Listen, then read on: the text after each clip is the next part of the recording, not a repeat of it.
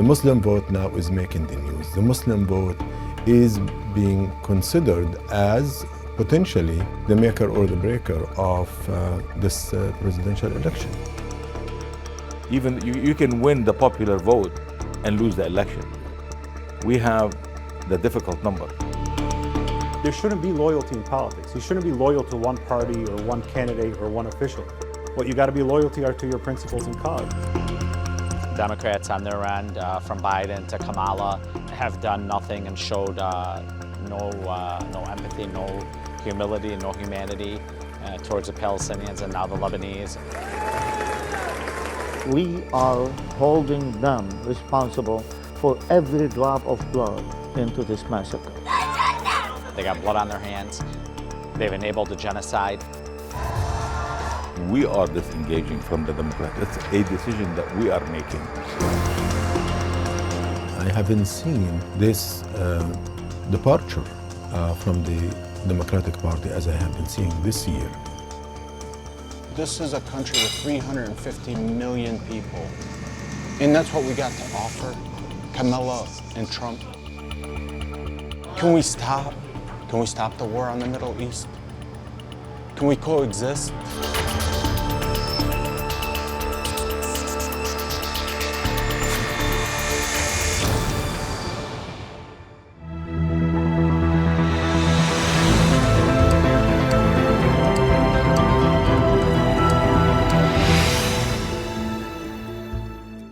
The 2024 U.S. presidential election is looming and the Muslim vote is once again in the spotlight, especially in key swing states like Michigan, Pennsylvania, and Georgia. In the last election, these states were decided by narrow margins, with the Muslim community playing a crucial role in securing Joe Biden's victory. But now, the dynamics have shifted. Frustration over the administration's stance on Gaza, alongside domestic issues, has left many Muslim voters reconsidering their loyalties.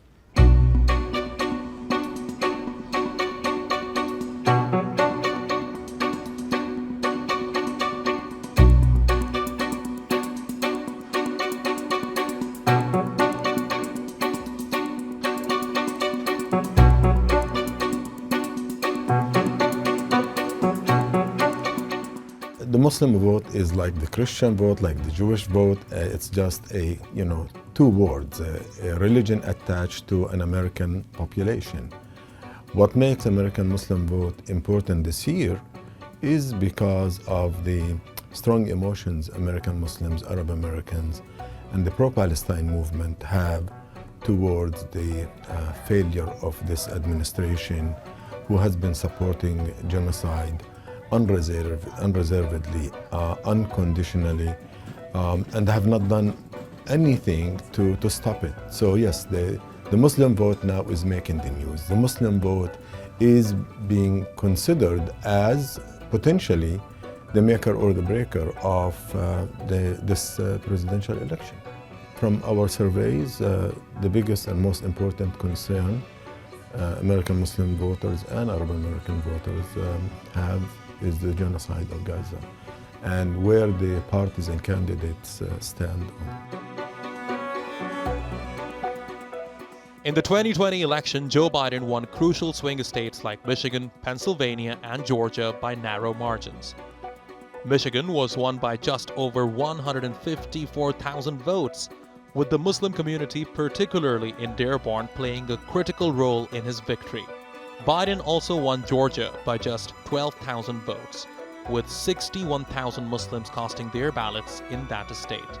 In Pennsylvania, he secured a win with a margin of 81,000 votes, where 125,000 Muslims contributed to his victory.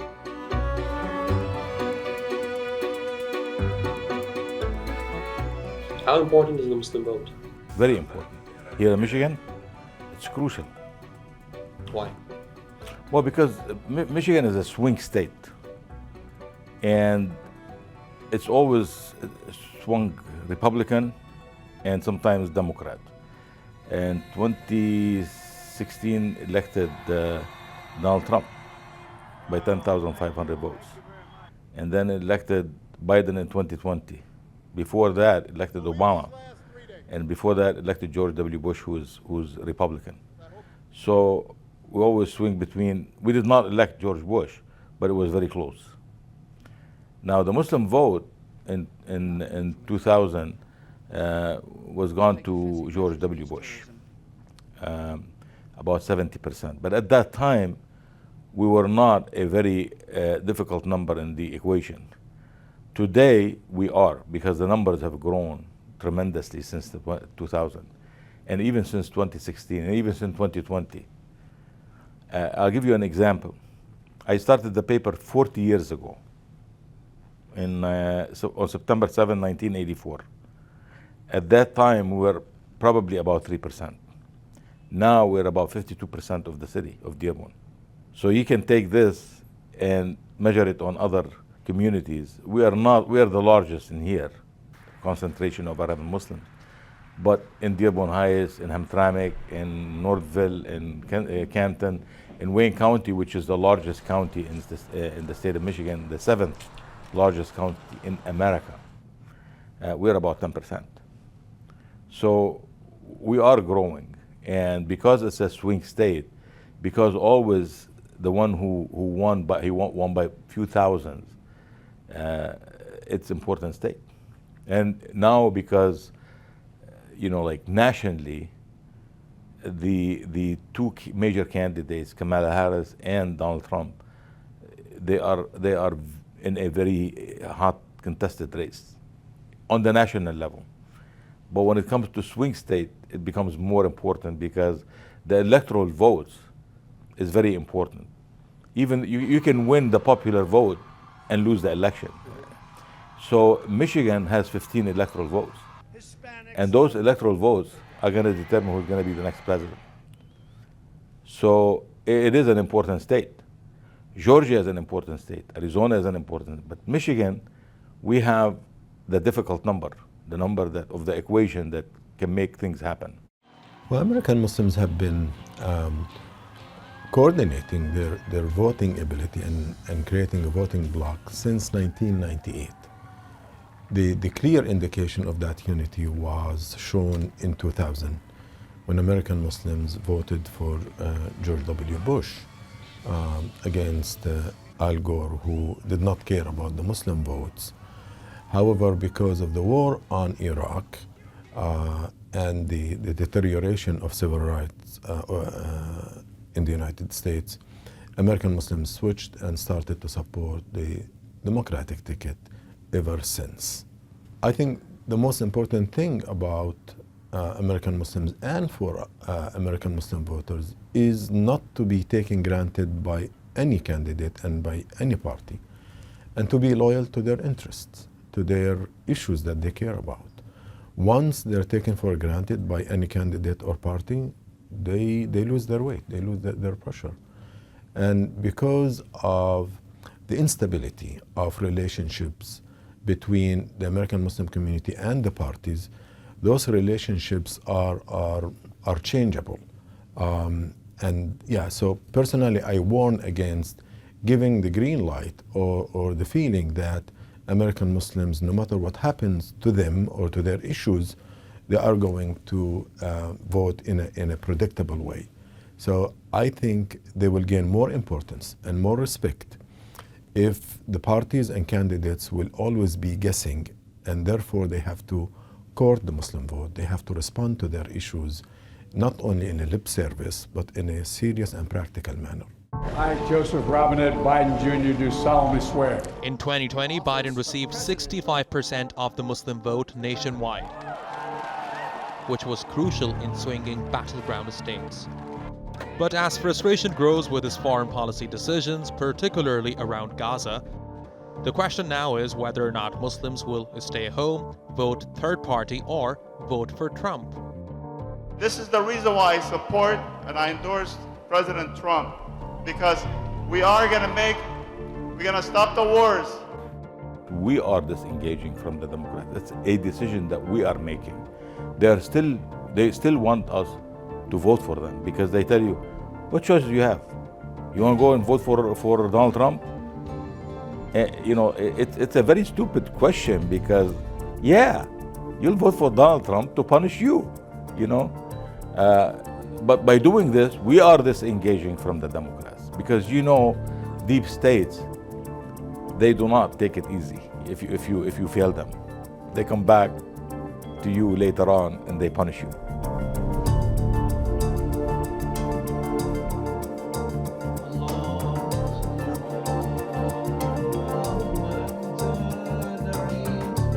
There shouldn't be loyalty in politics. You shouldn't be loyal to one party or one candidate or one official.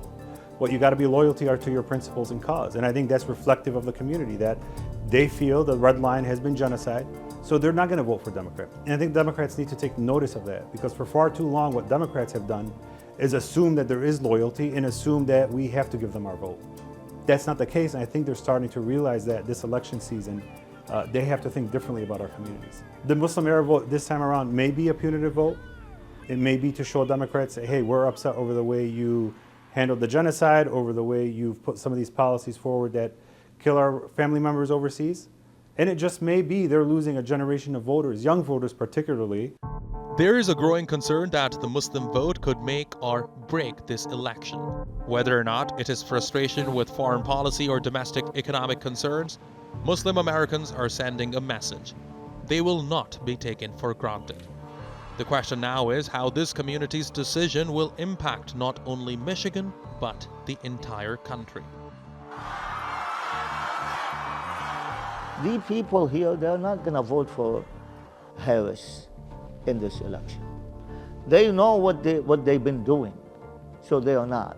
Whether they say different or not, we are holding them responsible for every drop of blood into these massacres. In Ukraine, the spokesman, whether for the State Department or for the national security, they were crying for the babies get killed by the Russian.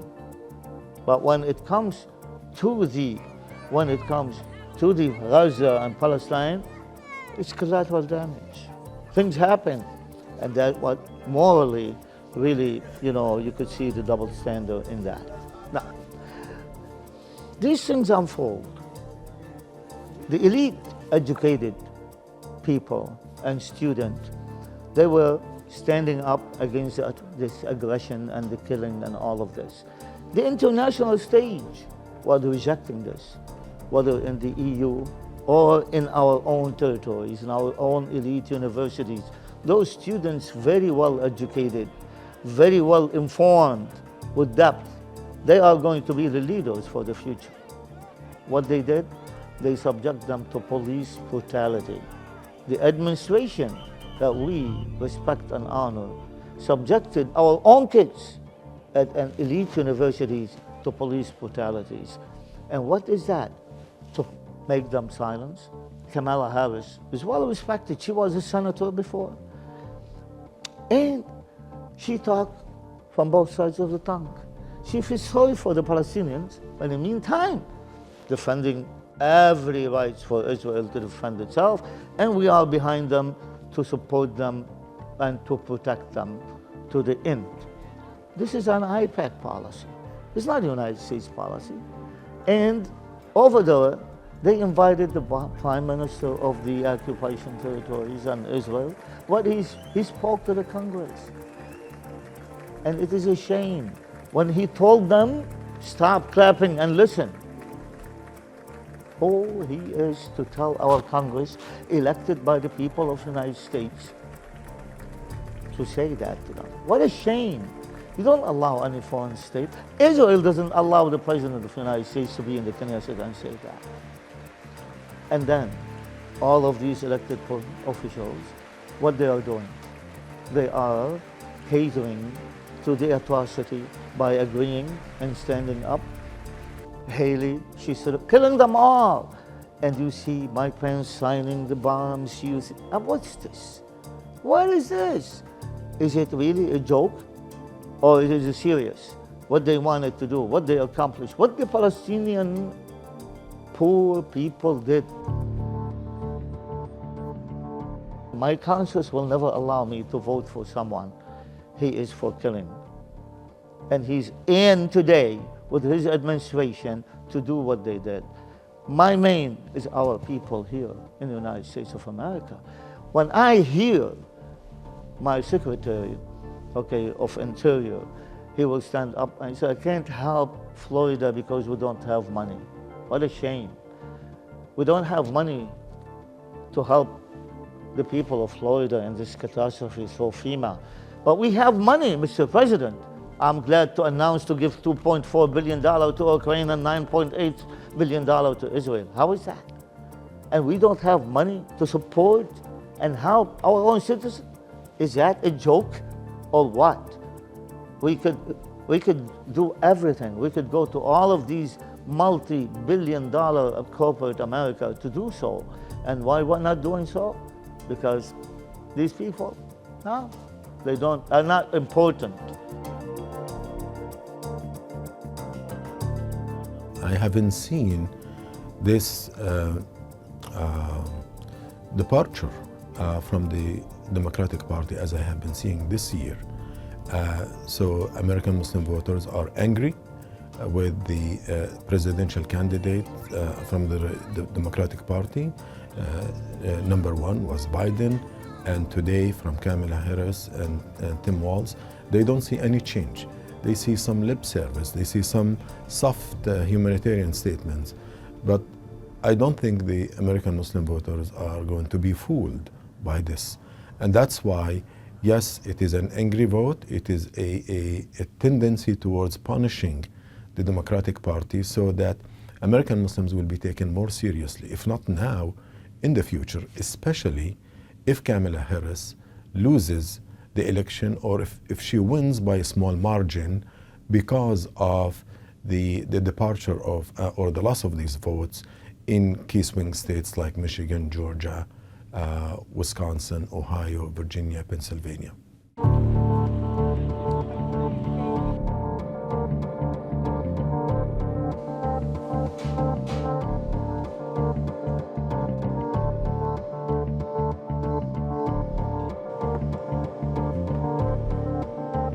My name is Sam Hamoud. I'm first generation from Lebanon. My family immigrated here over 30 years ago. And we've been in the restaurant business ever since day one we moved to this country. What do you think about the elections? Kamala is running.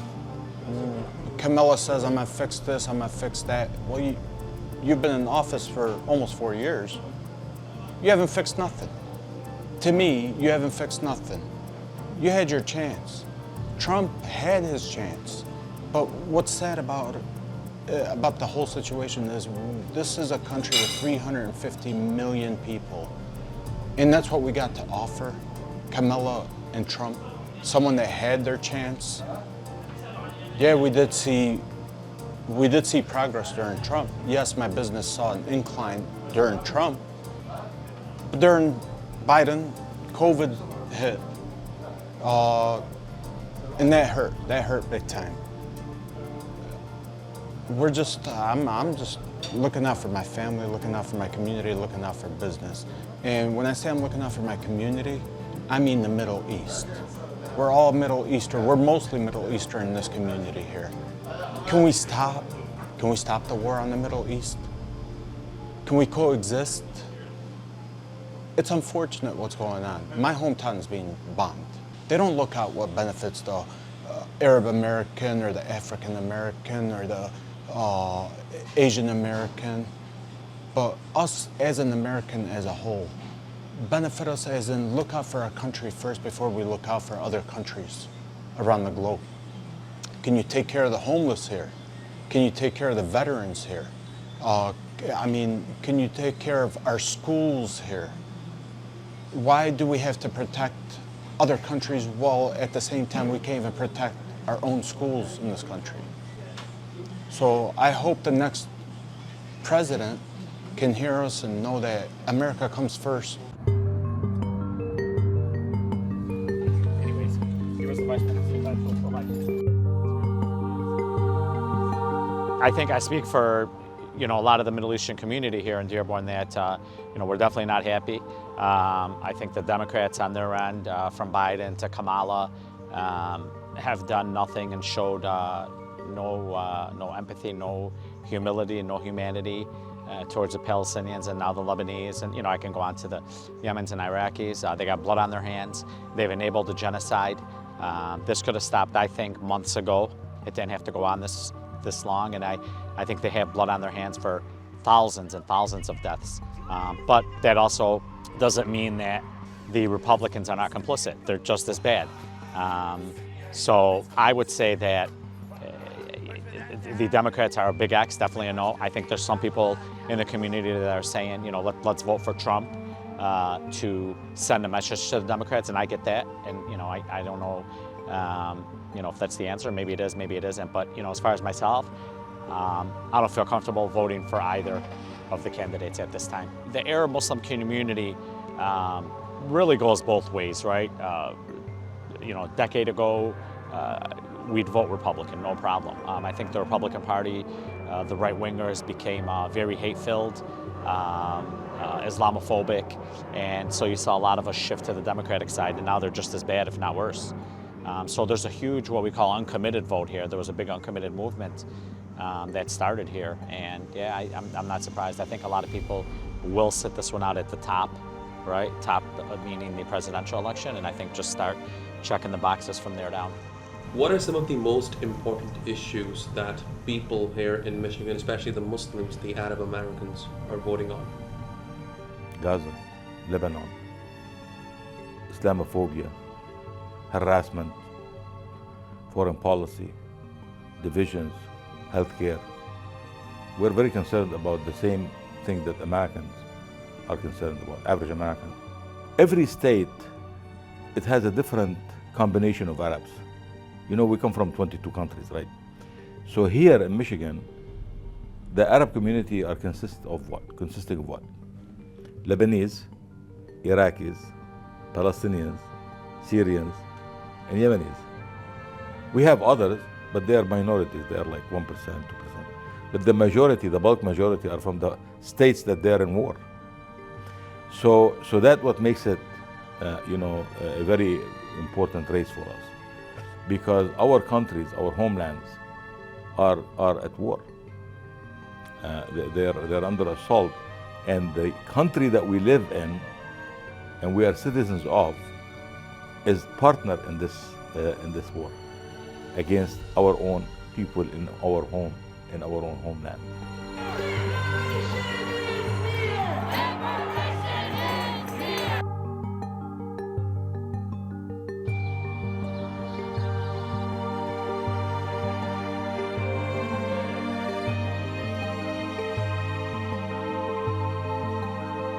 One thing is clear. The Muslim vote is no longer a guarantee for the Democrats. Whether or not they vote third party, stay home, or vote for Donald Trump, the impact of the Muslim vote in 2024 could be felt far beyond Dearborn.